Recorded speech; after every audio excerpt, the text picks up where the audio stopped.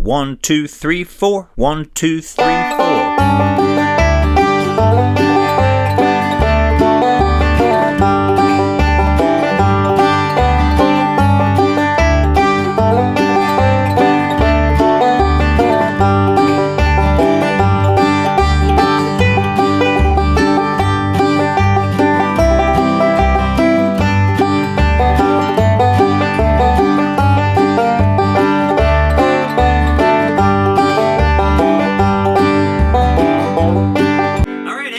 Banjo land, Mike Heading here. Today I'm doing a beginner lesson on the tune Wildwood Flower in the key of G. I had done this lesson in the past. It was one of my first or second lessons I ever did.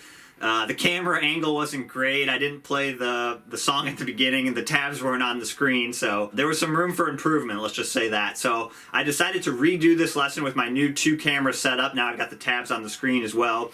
So I'm going to break down this lesson again. I'm going to go over the whole thing note for note, show you a bunch of backup stuff you can do. So here's Wildwood Flower 2.0. Let's start breaking down this beginner version of Wildwood Flower in the key of G. Let me play the first 5 measures and then I'll start breaking it down. Here we go.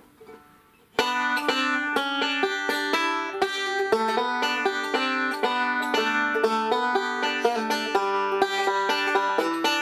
do that a few times.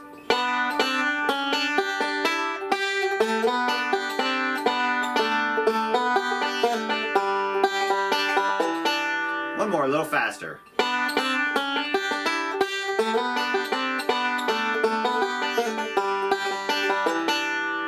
Okay, so we're going to start with our pickup on beat 3. So I'd recommend count beats 1 and 2. So 1, 2. And then we're going to play the open second string and first string at the same time. We're going to pinch those 2 strings with our index and middle finger of our right hand. And then we're going to put our first finger of our left hand on the first fret of the second string and pinch those 2 notes on beat 4. So they're both chord notes, so it's 1, 2, 3, 4. So let's do that a few times. 1, 2. And if you don't like those pinches for any reason, you could skip the open first string and just play the second string. That's actually the melody there, and we'll break down the melody in a second, but I like adding the pinches. It gives a little bit more bluegrass banjo flavor, pops out those notes a little bit more. So let's do it one more time. So 1, 2. And then I'm going to slide my first finger up to the second fret. I'm going to do a 2 to 3 hammer on the second string while doing thumb middle with my right hand. So my thumb's going to come down. I'm going to do thumb middle while doing a 2 to 3 hammer on. So I'm playing that open first string right as I hammer that down. It's the same note. And what's also interesting to notice is how I started that with a pinch with my index and middle fingers. And then my thumb's going to come down and play that opening melody line.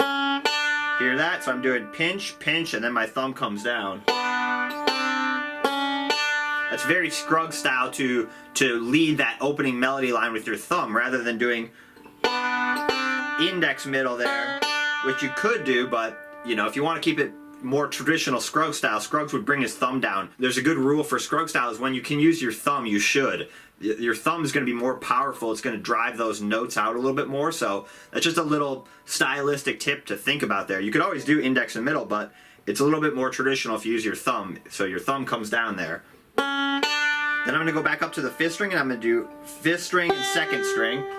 So thumb, index, keep your left hand down after you hammer it on. And then I'm going to reach my first finger up to the 2nd fret of the 1st string and play that note with my middle finger of my right hand, index finger with my left hand. And then I'm going to reach my pinky all the way up to the 5th fret and I'm going to pinch those notes. So the 5th string and 1st string. It's the same note. So that whole second measure sounds like this. And make sure you get your second finger real close to that 3rd fret. If you're back here too far, it's going to be a big stretch. It's good stretching practice. And if you're having trouble with that stretch, let's say your pinky is, you know, if your pinky is feeling difficult there, what you can do is just skip that 5th fret and just play the open 5th string. Same note, like I said. Like that, but I'd encourage you to practice reaching up there. 1, it's good stretching and strengthening practice, but 2, stylistically, it's also very bluegrass banjo to pinch that note and just fills it up more. So again, it's the same note, so I'm pinching it just to pop it out and fill up the sound. So let's play those first 2 measures. Here we go. 1, 2.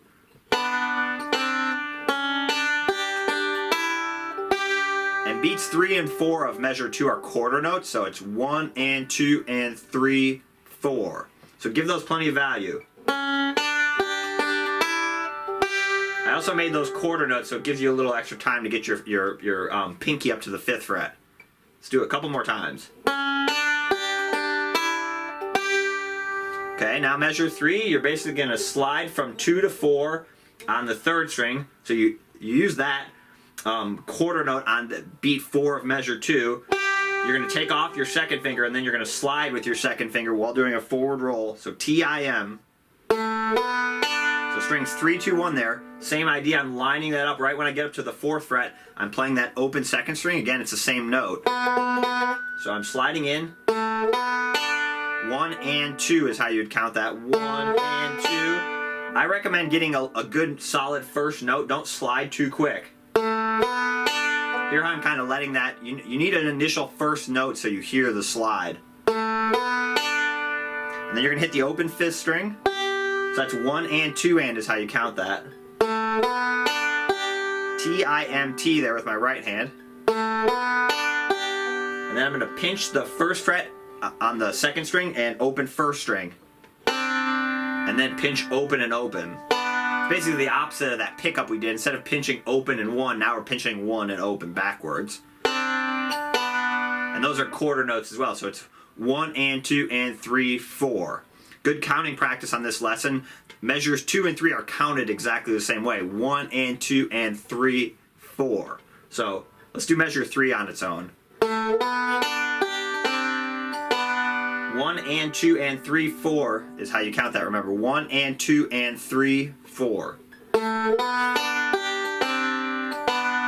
And then for measure 4, I'm going to continue that pinch. So I'm going to move my index finger down to the 3rd string. I'm going to pinch those 2 notes while putting my 2nd finger on the 2nd fret of the 3rd string. That's a D. So I like doing that with the index and middle, just continuing those pinches. You could also pinch that with your thumb and middle, but I like doing it with your index and middle. It kind of keeps that consistent sound. Let's just practice that. So it's the end of measure 3 going into measure 4. So it's 3, 4, 1. One more time. And then your thumb's going to come down and you're going to slide from 2 to 3 on the 3rd string doing thumb index. And then thumb middle, 5th string, 1st string. So that sounds like this. Beat 1 of measure 4 is a quarter note, so 1, 2, and 3 and. That gives you time for your thumb of your right hand to come down. And then we're going to do a 3-2 pull off on the 3rd string. So basically keep your 2nd finger right where it is, put your 1st finger down, and you're going to do thumb middle. And then open 3rd string completes the lick. And I'm doing a 16th note pull off there. 4 E and is how you would count that. So you see how I'm getting 3 notes there? 4 E and 1.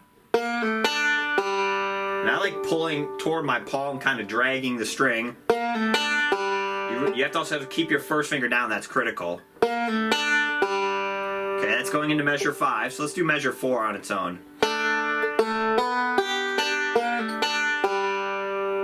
Couple more times. And then measure 5 is just a fill lick, a very common fill lick you'll want to learn. Open 3rd string, then go up to the 5th string, do 5, 3, 1, T-I-M. And back to your index finger on the 3rd string. Put your 2nd finger on the 2nd fret of the 4th string, and then do thumb middle, 4th string, 1st string. And then one more open 3rd string. This goes into measure 6, so it sounds like this. Loop measure 5.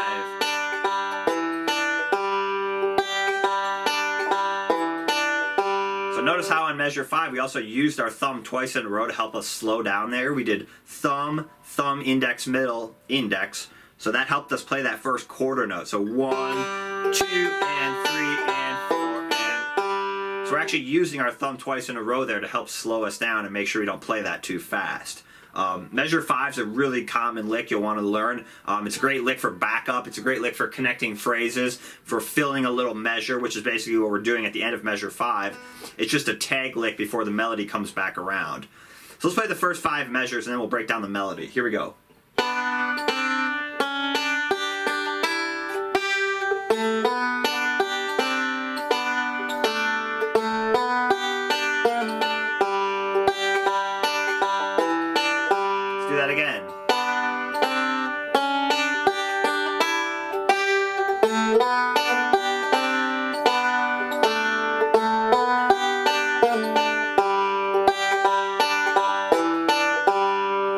melody is pretty straightforward there. The only thing we're really doing is just filling it up with hammer-ons and slides.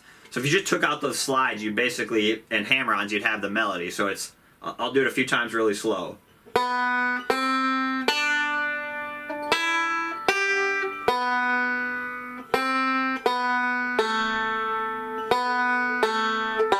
Let's do that again.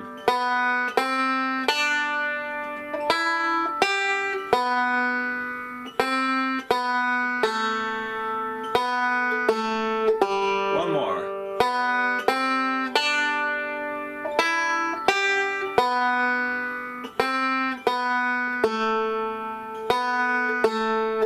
See how we're filling that up? So instead of just playing the open first string, we're going. And then instead of just playing the open second string and letting that ring out, we're sliding into that. And then we're pinching. And then rolling. So again, it's not 100% note for note melody. It's a Scruggs style approximation of the melody, which is what Scruggs style is. You're never, very rarely in Scruggs style, you're playing note for note melody like you would on a fiddle. You're playing an approximation of the melody based on the right hand rolls that Earl Scruggs used. So that's tricky for beginners sometimes because you think, okay, what's the single note melody? How do I play that? And that's a good spot to start, but you also want to think of how do you approximate the melody using rolls. So that's what we're doing here. So let's do the melody one more time.